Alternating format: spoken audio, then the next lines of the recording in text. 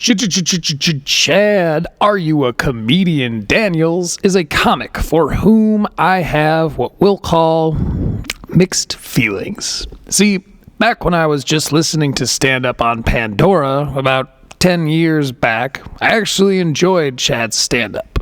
He's got, or at least had back then, a sort of cool guy vibe. I don't recall any of the bits from then, which I enjoyed, but that's more a remark on my memory than it is about his actual material. But between then and now, if I'm honest, I hadn't really heard much about him. I think he was raising his kids and stuff, which is commendable, given the precedent of many other comedians, but it seemed he lurked in obscurity for a long time. Which I guess is to say that he didn't make many podcast appearances on the shows that I consume, until one fateful episode of Kill Tony about a year back. I am the person dumping the bodies in the lake of Lady Bird. Tony, I've had enough. This past week, I was looking at Gator, my sweet little dog. I was looking at her shit. I'm always looking at her shit, and I actually found a worm this past week, Tony, and we took her to the vet. Yeah. And we took her to the vet, and the doctor says it's not a parasite, so now we're taking her to some real expensive place in Sedona, Arizona this coming week. It's costing like $10,000. The doctor, I found a worm in Gator's shit. I just included that bit for context that will come up later. He eats food off the street. I don't know if people know that. That's probably... It's my thing. Stressed. Chad, have you seen William before? I haven't. How are you, Chad? I'm great. Cool. What do you do? Are you a comedian or what do you do? Oh my God, William! No. Why do you do that to the guests? I've never That's met what I you. forgot We've to never tell you guys fucking met. earlier. It's okay. I mean, remember when I said okay. I We've feel like never I'm forgetting met. something? What I forgot to tell you guys was sometimes William takes shot at the guests to not worry That wasn't. That really, I swear it He has a wasn't. bad reputation It's okay. for it. He's like the... What? William, what are you doing? Are you starting shit over there? No, I'm not. Oh, what? Why are you looking Chad up and down Yeah, like he's that? sizing me up all He of a is. sudden. He's I sizing think I you could up. kick the shit out. Whoa, I think I could William. fucking beat your fucking Do ass. not try Yeah, no, to- when I ask again, so what are you, a comic or something? Whoa, I can William. take your fucking ass. Whoa, William, don't do that. William, don't do that. Quick note for the producers of the Kill Tony YouTube channel. This is a critique, and I am using it as a part of a story to teach people what happened that night, to provide context to a larger point I am making, which means me showing these clips falls under fair use. Please stop claiming all my videos on which I feature your channel. Sincerely, Critical Leaks. Sucks. For I that. gambled up there, Tony.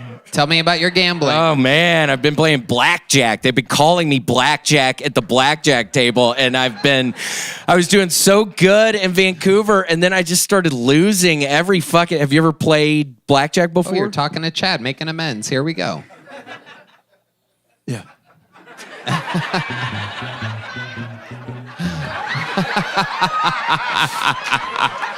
Got a tough guy. You're kind of tough on that one. That was kind of like a tough guy fucking response.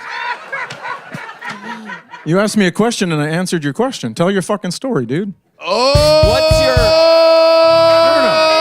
Baking soda. No. Yeah, do you see what you just fucking did? Did see I what you see just what I fucking just did? fucking did? Yeah, do you see what you just Did I fucking just did? see what I just fucking did? I know what I just fucking did. I put a worm in your dog shit, bro.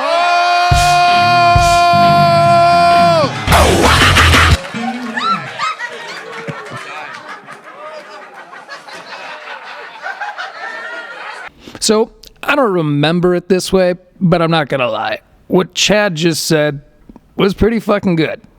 We all know that I'm a big William Montgomery fan, so I tend to err on his side of these things. Plus, Chad is officially on the Red Bar's Fool's Watch, but credit where it's due. William was the first to exhibit aggression here, and what Chad just said was pretty damn funny. The voice he did was a little meh, and he's being a little catty. But when he makes that callback to what William was talking about earlier with the stuff about Gator, the sweet little dog, I lolled. Anyway, this goes back and forth, and I suggest you check it out. It's Kill Tony number 676. For now, let's go see what Chad had to say about the whole thing. William, I can't have... How am I supposed to book some of the best comedians in the world on this show when every time I have one on, you take shots like this and you... He made fun of how I talked. You know what that does. That's not how you were talking. How was I talking? You were taking it up. You were being dramatic. How was I that it matched sound? He's going to make fun of you again if you keep asking him that. I'm not going to make fun of Okay. you. Come on. Oh, there we go.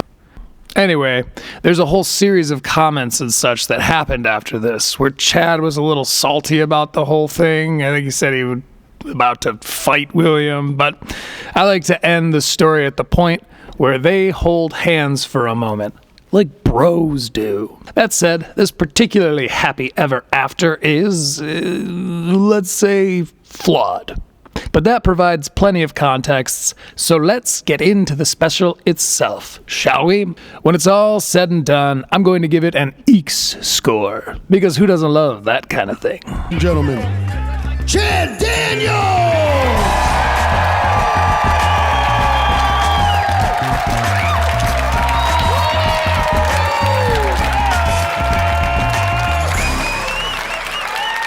Thank you.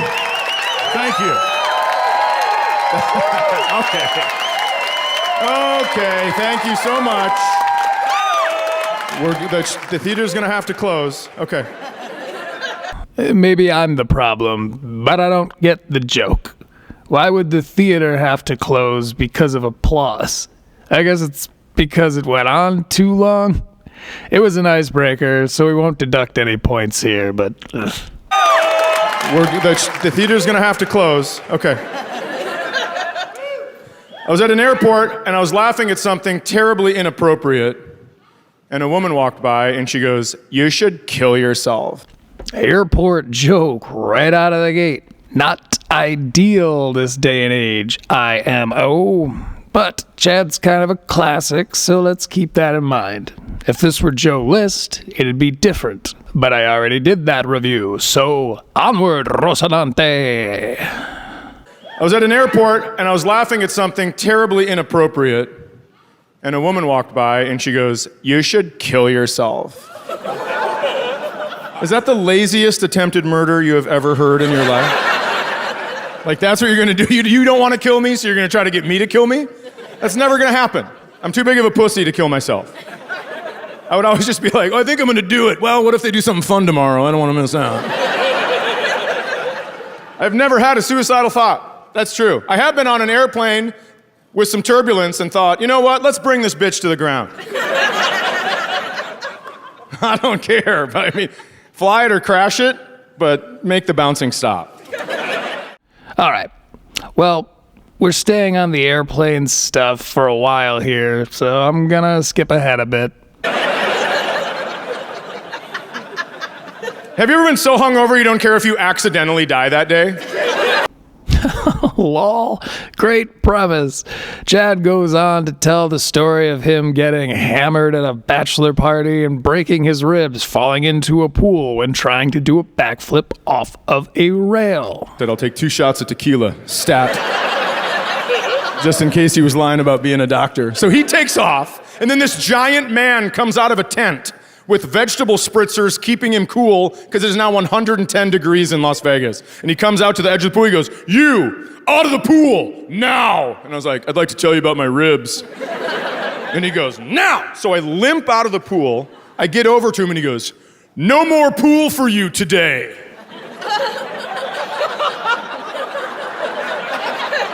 And I was like, I agree. I am not good at the pool today. That made me laugh, so I included it. I know it's not a super popular opinion, and to be frank, I like the people who hate Chad far more than I like the people who love Chad, but I gotta admit, I personally kinda like the guy. Maybe it's because I'm from the Midwest as well, and I don't get put off by his hockey player machismo thing, but I think he's got a charm to him. Do I think he's probably screamed in the face of a woman? Yes, I do think that. But I like the onstage persona he strikes. I like causing trouble. I do. It's fun. I like being a dick. I'm a grown-up. Sometimes it's dangerous when I cause trouble. I think I almost get murdered. My son, when he was younger, he made it to the championship of a baseball tournament, his team did, and where they were playing another team from out of town. And I live in northern Minnesota, and so it surprised me when a man drove in a pickup truck that had a Confederate flag waving behind it, right? And nobody said anything, and we watched the game, and then the winners and the losers all got medals. And this guy was pissed. He was like, I cannot believe that the losing team's getting medals. Not all kids should get medals. I was like, dude, you are flying a participation ribbon behind your truck. Hey, shots fired at the Confederacy. And as someone who's currently down south, but from the victorious, God-fearing Union, I love to hear it. Behind your truck. Well, I'm glad a lot of you are cheering. Some of you aren't even moving or smiling. And that's fucked up because of where we are. We're so far up in the country. Sometimes you go other places and people will be like, hey man, the Confederacy was part of my youth. And it's like, you were alive from 1861 to 1865? Are you a vampire? How are you still alive? I want to buy some people. Old boy is scoring some pretty massive points here. I'll let you know if he keeps this winning streak up. Let's see here. Couple more Confederate jokes. Few jokes about domestic terrorism with a sprinkle of 9/11. Pretty passable joke about how he thought he saw a domestic terrorist, but it was really his own reflection. A joke about how if he shaved, he'd look like a youth pastor / groomer. He's losing steam. But this is still Act 1, so I'm reserving my most harshest of judgments. He then makes a point about how his name is Chad and his mom's name is Karen, so they've had a rough couple of years. But that doesn't really go anywhere except to cue up this story. My mom was pretty awesome. I didn't swear at her till I was 18. She was in my room yelling at me, my bedroom, yelling at me about not getting my homework done. And finally, I just stood up off my bed and I go, get the fuck out of my room. And she did not step to me, she floated to me. And she just goes, hit me. Now, when I'm right, I'm right. How close could I have come to predicting that he had screamed in a woman's face before? I know it's not exactly an admission, but it implies a great deal. I swear to your God, that was organic. Let's see where this story goes, though, for resolution's sake. Hit me. Oh my God. I was like, I'm gonna be outside, but you should know I'm still upset about this. I'm not messing with that shit, are you kidding me? My mom never walked in on me jerking off. I thought that was real good. Because that's how you make serial killers.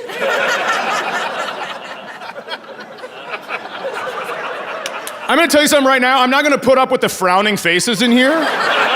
Because it was your choice to listen to true crime podcasts all afternoon. And now I don't get to say serial killer one time when the sun goes down? Fuck you. I'm not gonna deal with that. Because that's absolutely true. If a dark-haired mom walks in on their teenage boy masturbating and says anything close to, you disgust me, we are gonna lose 10 to 20 brunettes in the next 15 years. And I'm not saying that's great, and I'm not saying it's funny, I'm saying it's real. To be fair, true crime ain't my bag, but I don't know about that one. which is why I'll leave out the rest of the bits about him not wanting to be murdered in the bathroom. Not exactly a bold stance, but hear me out. It's 'cause he doesn't want to pee himself. Ugh, that's a hard eek from me, dog. Anyway, let's see here. More murder / what if I got murdered / what I'd do if I got murdered. Oh, here we go. This part is pretty damn cringeworthy. I'll help him out. I don't care. Dude, guys are scary. And I know guys are scary in any setting. And here's how I know this. My daughter's 18 years old. How old is your daughter? 18. So listen, fucking buckle up. My daughter's 18, and sometimes she can be a bitch. I am 47, and sometimes I can be a bitch. And there are evenings we're a bitch at the exact same time. And so I will say things to her like, hey, I think you should go walk the dog. We shouldn't be in the same house together right now when this is happening. And then she will turn uber 18. She'll go grab, she'll be like, do I put this purple thing on the dog for the walk? I'm like, the harness? Yeah, sure. The thing I put on him every time? Go for it. And she goes, what leash should I use? I don't know. Pick one. We have 3 leashes, so the dog won't run away at different lengths. It's true. I bought a 50-foot leash to fuck with my dog. Jesus, bro. That's gonna cost him points on the old eek scale. Not only because it's really uncomfortable to hear a dad call his daughter a bitch, but because it goes nowhere except to tell us about his dog's varying lengths of leash. I wonder if he can pull this off. He tells us that all the leashes are the same color, so his dog won't know which one he's putting on, as though dogs aren't fucking colorblind, and as though that's how dogs think or how the world itself works. My dog is half poodle, and sometimes this dog thinks he's smarter than me, and I can't handle it. So when that happens, all the leashes are the same color, so he doesn't know which one I'm putting on. And I'll put on, yeah, it's pretty great. I'll put on the 50-foot leash, right? That looks just like the 20-foot leash. And I'll take him out, and he gets 22 feet away from me and turns and just goes, That's right. I don't even know where to begin picking this apart here, but I'll start with questioning why he thinks his dog knows the difference between 20 and 22 feet, being that they lack fucking depth perception. Then I'll go on to wonder why he thought it was a good idea to pack this whole beginning of the second act with stuff about how he's mean to not only his daughter, but also his dog. I guess it's more damning to make yourself seem like the hero in your stand-up act, but like, split the difference, my guy. I'm getting some sour faces again, I'm gonna tell you something. I don't care if you get mad at me, but you have to fucking listen. I told you at the beginning of this, I always put a harness on my dog before I take him for a walk. So there's no way he would have gone, he would have gone,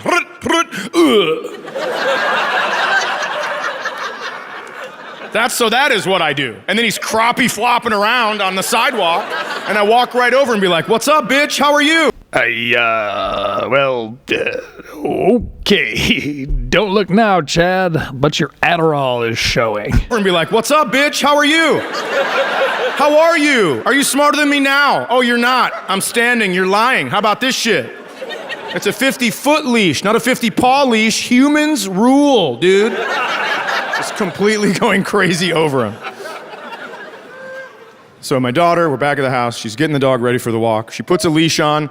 Right before she leaves, she goes, you're being a real treat tonight. And shut the door. And I will tell you, I hate not having a chance at a rebuttal in any conversation. So she knows that. She knows it's a button to push. She goes, you're being a real treat. Shut the thing. And I go, you're the treat. God, fuck! I was so mad. I was stewing in my chair at my house. Okay, so I haven't seen the next part yet. Let's take a quick poll in the comments, and we'll make it multiple choice. Do you think he, A, says something self-deprecating to get the crowd, us, back on his side? B, think he said some sick burn to his 18-year-old daughter? Or C, subverts our expectations by apologizing to his daughter in the story and the crowd in real life? I'll give you some time to answer. 2, 1, 0. Oh, let's find out. You're the tree. God, fuck! I was so mad. I was stewing in my chair at my house. And I knew she was stewing down at the football field, a block away where we walked the dog. And I thought, you know what? I'm going to go down there. I'm going to be the bigger person. I'm going to go down the football field. I'm going to talk to her, change the energy of the night. That way, when she comes back, she'll be done yelling at me. But it was February in northern Minnesota. So I put on my big parka, my boots, a big trapper cap that has fur all around the face. And I walked down to talk to her. I was about 40 yards away from her. She turned and saw me coming. She turned the other way, started jogging with the dog. And I was like, where the hell is she going? So I started jogging behind her. She turned and saw me jogging. She started running with the dog. I'm like, well, this bitch. So I start running behind her. She sees me running. She absolutely takes off. She is sprinting at full speed. She runs up a hill to the ridge of the hill, cuts back left towards the house. And I think, well, I'm never going to catch her now unless I take this angle right here. So I start high-stepping through the snow of the football field. And the only thing I'm thinking is if somebody is getting this on their phone for TikTok, I have 4 years of eligibility left. And I could be playing college football as early as next fall. I was moving. I get almost to her. I'm halfway up the hill, and she turns and goes, "Who are you?" Guys, don't feel bad. We were all wrong. I gotta give it to the fella. That's a funny fucking story. How's it end? Who are you? And I was like, that's what this is about? I thought she just didn't want to talk to me. She's been scared shitless for 360 yards. I had no idea what was happening, so I immediately just go, "I'm your dad." And she started bawling and ran down the hill and gave me this huge hug. With arms wide open. Huge. Humongous hug. She's weeping onto my jacket, but it's waxed for winter, so it's rolling right down. And I think to myself, what have we learned? We've learned that if you're a young woman walking a dog in the dark and a man approaches you, even if he has your father's body type and is wearing all of his shit,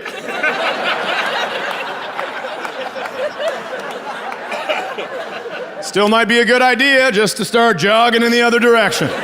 Loosen up the Achilles in case some shit goes down. I wish it wasn't like that, but it is. Good joke and a well-told story. Honestly, I've almost forgotten that I fear for his loved ones a little. We're about halfway through this special, so I'm going to glaze over some stuff here on the review. Let's see. He resolves the story a bit more with some tags on the joke. Apparently his daughter was still crying in her room when they got home. Then he goes on to talk about his daughter's boyfriend. I guess the dude got held back so that he'd be better at sports. Chad thinks he's dumb, even though the kid graduated with a 4.0. To be clear, he tells us that fact in the special. I didn't go sleuthing it out. Because the boyfriend was 18 when the daughter was 17, he makes a pun about chicken statutory, which feels like it has to be a street joke, and the audience reacts accordingly. The next joke is confusing, so I'm going to let him tell it. That's some chicken statutory.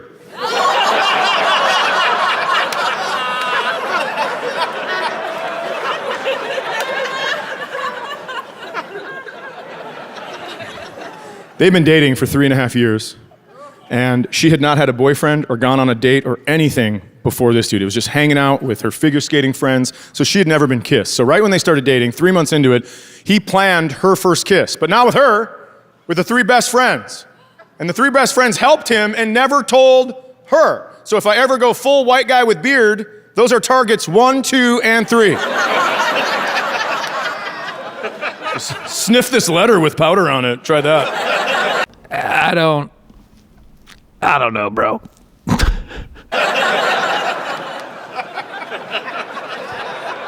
That's a big tool of the whites. Anthrax, whites love that shit. They send it in the mail all the time. No, they don't. I mean, God, wasn't it Anthrax very 2001-ish? Wasn't that a 90s thing? Now your Gen X is showing, my guy. Button up. So my daughter comes home from this evening that he has planned, and she goes, Dad, you're not gonna believe this. Oh my God. So we're hammocking in the woods, and it was awesome. It was me, my boyfriend, my 3 best friends, and we're having a great time. Then my 3 best friends get up, pack up their hammocks, and just take off. I don't know what's happening. I am freaking out. So my boyfriend gets out of the hammock, and he starts walking towards me. So I get out of my hammock, because I'm kind of losing it. I see him coming towards me. I have a hoodie on. I put my hood up. He comes over, and he goes, hey. And I was like, he said, hey?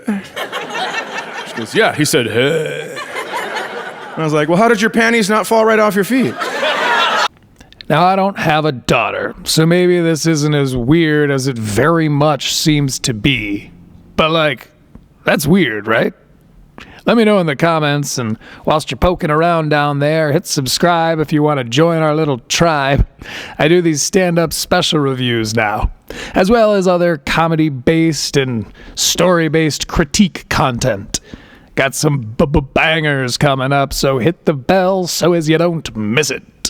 And I was like, well, how did your panties not fall right off your feet? How is it that you are here telling me this story and not in the woods still getting pounded? I don't get it. I know these are jokes, and I goddamn pray that this isn't a true story, or that poor girl is probably, I don't know, a serial killer or some shit. I won't leave you hanging. I mean, he has surprised us with pulling off this kind of cringe before. Fall right off your feet. How is it that you are here telling me this story and not in the woods still getting pounded? I don't get it. She was like, Dad, it's ridiculous. Stop.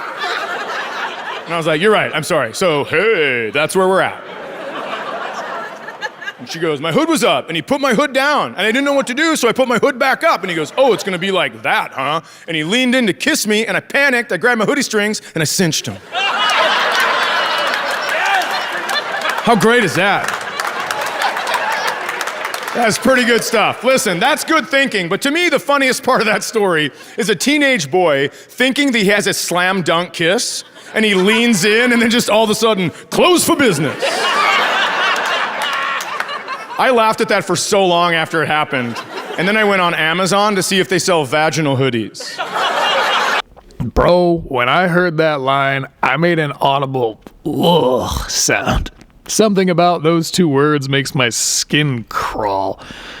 Anyway, I don't want to get too bogged down, but he talks about how the boyfriend character is actually a really good kid.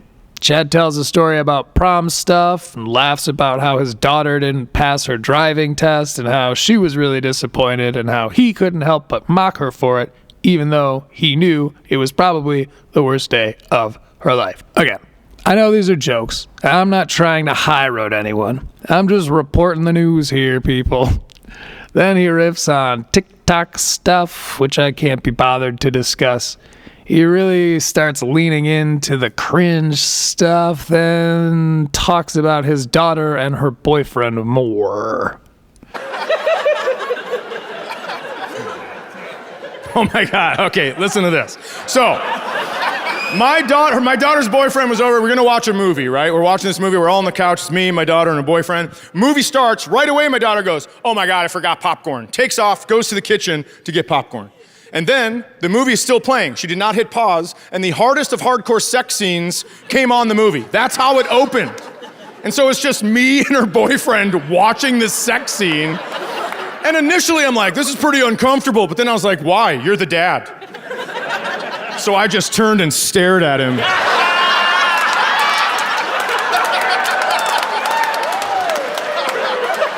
Then I realized he had not breathed in almost 2 minutes. So I was like, I need to ask him a question so he answers it so he will breathe. But I didn't have a question ready, so I just go, how do you think he's doing? What would you do?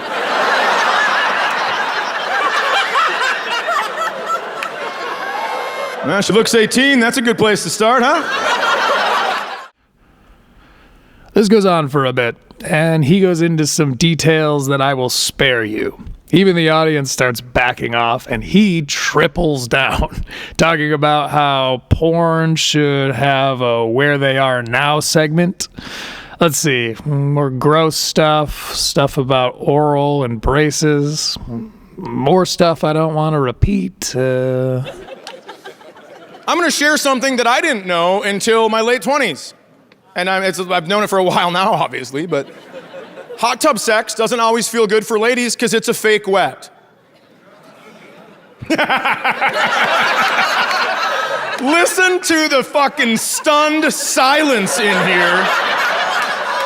I don't know if you don't believe me or if you're just absorbing the information. Allow me to explain what's going on here, Chad. No one is shocked by this, whether they knew it or not. They were hoping that you making things uncomfortable for everyone and dressing it up like an aged sex guru PSA ended in a punchline or some kind of comic relief.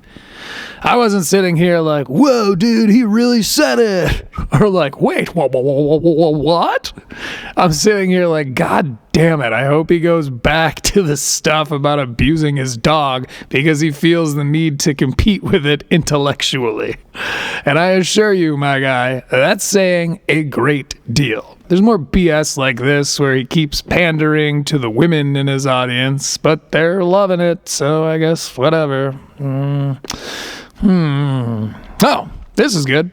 Now, I'm going to warn you that it's another gross bit, but the funny part is one particular audience member's reaction, as it reflected the sound I made, almost note for note.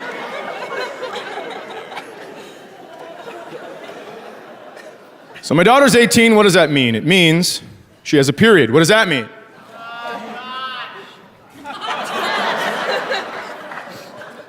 You okay with periods, lady?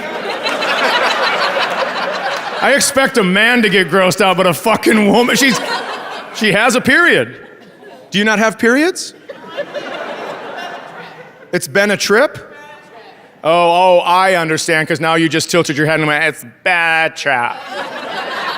I see where the heckling's coming from. Your 27th White Claw. Drunken words, sober truths, my dude.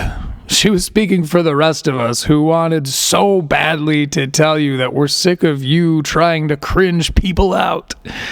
Honestly, she gets her own point on the Eek scale for saying the quiet bit out loud, as podcast cringe would say.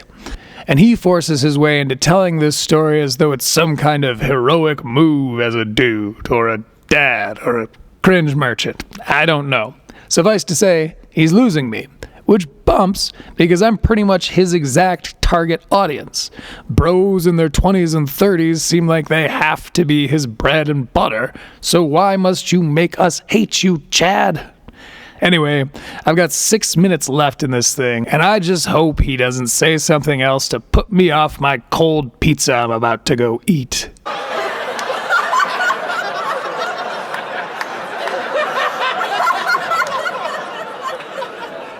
Why are some people grossed out? You have to be an adult to come to this show. If you are a man and you have trouble with periods, you should not be able to fuck. That's true. It's the same hole. You can't have all the party, none of the trouble. Oh, well, hold on, ladies. Here's one for you. You also shouldn't be grossed out because you are the perioders. Now, I think this is something Chad has always done, and by his own description, he likes to mess with people. But again, allow me to explain.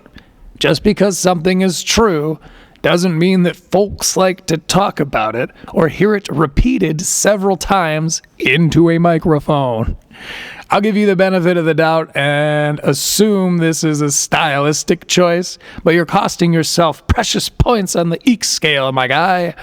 It'd be one thing if the crowd was into it, but the fact that you're now yelling at us for thinking that your gross out jokes are gross, and moreover, that you planned this into your act because it went poorly so many times, really hits in the worst of ways. 100% of human periods, and I'm not saying you know, whatever, like laugh, bleeder. It's not what I mean. I know it's not your fault you have a period. I get that. I know why you have a period. It's a tale as old as time. There was a man, and someone took a rib out of the man and made a woman. Yeah, duh, how else would you do that? Of course. Don't be stupid. A lot of people think Dahmer was a monster. Maybe he was just trying to make more women.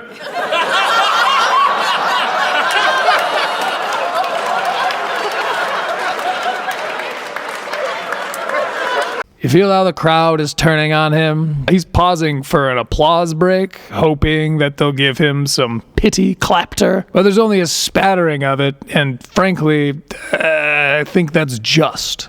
They've been telling you for about 5 minutes that they're sick of being grossed out, and you seem to think it's audacious of you to push forth. Why is this the cut you went with in the final edit, Chad? I can only imagine it's because the other takes were worse. And for those of you who are confused about what I'm talking about right now, comics record their specials over multiple performances and cut them all together to make a special. Which again, means that this was the best of the bunch and it's still like this bad. I'm calling eek on this one, Daniels. Listen and see if that'll help. Either this or a Bloody Mary. Well, you know. Oh, you didn't like that one? Well, let's continue. You see what I mean? The only person in the building who doesn't hate you for this is you, bruh. And my friends, he just keeps going. We're only a few minutes from the end, and I gotta say, it's mind-boggling that he's ending his whole set on this gross-out, make-you-cringe-on-purpose BS. I'm gonna skip the joke part for this next bit, but listen to the crowd's reaction to it, and watch how expectant he is that that joke would go well. Be like, hey guys, can't get your dog to eat? You ever try lining? Because you can bury that shit 3 counties away and that'll be back by bedtime, son.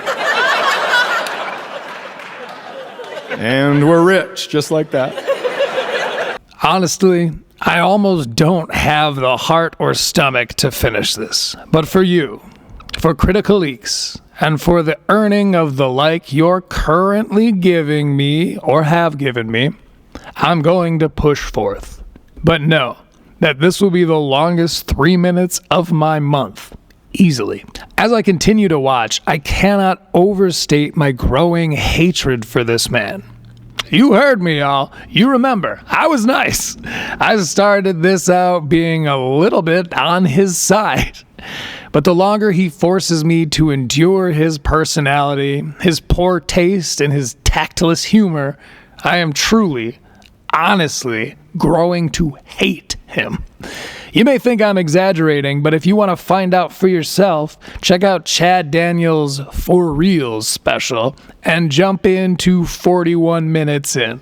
If you can listen to this closer and not hate him, you're a more Chadly man than I. I don't even know if there's anything else I can share with you from this. Actually, he doglegs so hard here to shoehorn in his closing joke that it gave me a touch of the whiplash. So I'll share the whole thing, then tell you why I hate it. People ask me why I don't talk about my son anymore on stage that much. And I'll tell you, it's because he's 23. He's old. He's got his own life. He's engaged. He's got cats. He's got a full-time job. And he called me, and he goes, well, thank you. Yeah, I'm glad. And he's found a passion, and that's great. And he called me one time, and he goes, hey, Dad, I'm leaving for a week. Can you come watch my cats? And I was like, I sure can. So I went over to his apartment when he was gone, and I went into the bathroom, and I shaved my pubes all over his toilet seat.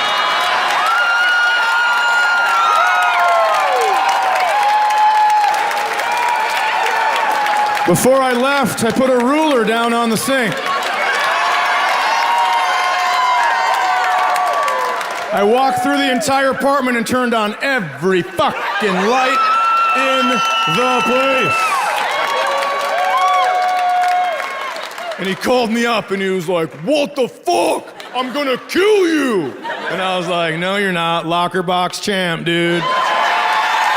You guys were so great. Thank you very much for coming to the show. I cannot fucking believe this. Thank you. I can't begin to claim to know what the fuck that all was. I mean, I get that it's callbacks to other specials, I guess, but why do that? I'm a prime example as to why that's a terrible idea. There was no resolution to this, and you made me listen to 20 minutes of period jokes and gross out bullshit. As a writer, not even as a comic, but as a writer, you should know that you're always building to your resolution. What you turned this into, whether you're smart enough to know it or not, was a poorly written sequel. I guess great job pandering to your own audience, but why save that for the end? I was wondering, when I saw he's come out with at least 2 specials in the last year or so, just how he does it. It turns out, as soon as he can fill 45 minutes, he calls in favors from being in the business as long as he has and hacks together what he calls a special. But it makes sense that he's got half as many subs as Podcast Cringe when you break down the writing itself. I'm always honest about my feelings as I write these scripts, and as I say, I calls them as I sees them. I did think he had some charm when this started. Despite being against so many creators that I love, I won't let another person tell me how to feel about anything. Not even Red Bar. But what the actual, literal fuck, Chad Daniels? You started so mid and ended so bad. I am no longer able to entertain the idea of being a fan of yours. I'm gonna stop myself here before I get too invested in insulting you, but I must make a conscious effort to do so. Now I'm taking a breath and giving him his EEK score. Drum roll. I give this a solid 4 out of 10. There were some good laughs to begin with, but past like the 20-minute mark, it went steadily downhill.